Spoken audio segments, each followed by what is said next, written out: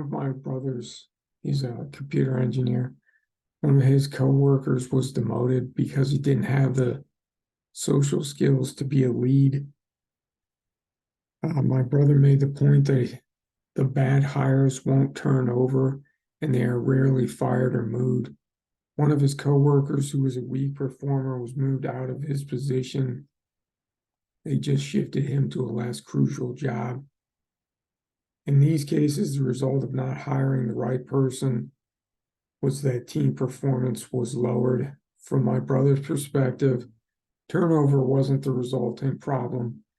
The opposite was the issue. The problem was that the company failed to filter incompetent and antisocial workers out of the company. Barrick and Zimmerman discussed how individual attributes predispose some individuals to quit even before they join the company. The opposite is what my brother found on his team. They didn't want to quit and they didn't quit. Better testing, analyzing, or interviewing would not have helped, at least not much. Their recruiting simply does not provide capable candidates. Their selection is fine. It is an issue of not recruiting well enough. One thing he has suggested is going to better college campuses and working harder to recruit top students. His work is sophisticated and they need well-trained and highly capable IT workers.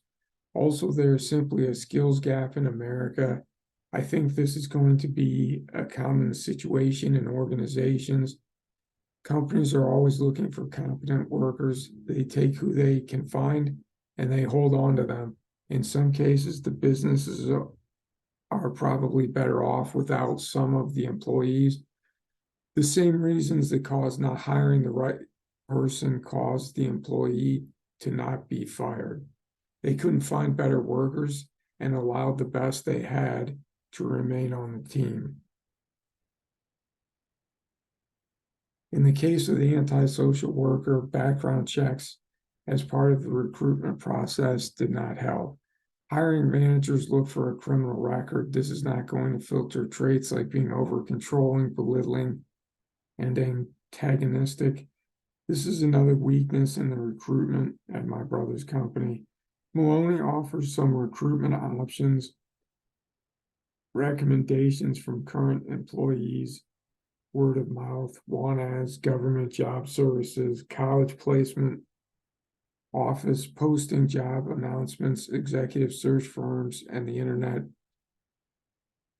I agree with his discussion about the power of email in recruiting. Email is the new version of word of mouth. It is a powerful recruitment tool because it is fast, inexpensive, and can be forwarded to many interested parties. Barrick and Zimmerman offer some interesting points. Things like biodata, attitudes and intentions and dispositions predict voluntary avoidable turnover. Disposition includes self-confidence and decisiveness. Having friends or family within the organization before starting is likely to increase the worker's commitment to the organization and reduce the probability that she will leave.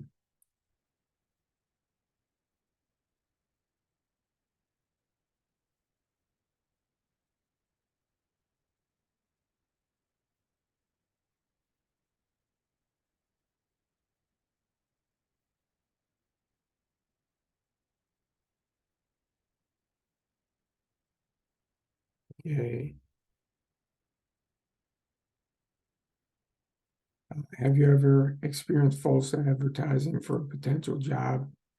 No, I have not experienced false advertising for a job. The Federal Trade Commission discusses how scammers take ads from real employers, alter them, and present them on employment websites like Indeed and LinkedIn. That's from De La Harris. They are designed to trick a job seeker into sharing their personal information. These scam artists are engaging in identity theft. Why do organizations use unstructured interviews despite their relatively low validity? Some of the advantages include the following. If you want to evaluate their unique skills, you can use an unstructured interview, which allows for an individualized approach. That's from Indeed editorial team. You can make interviewees feel comfortable, which can lead to them offering more information about their experience. Nonverbal communication and friendliness are some of the soft skills which can be better gauged with unstructured interviews. Interviews provide an opportunity for both the hiring manager and the candidate to acquire information. That's from Harity. It helps the candidate to understand company culture. It can help the candidate to learn about the open role. She can ask questions about the position. An interview can allow one to explain their career goals. Managers want to know if your goals align with the company's offering.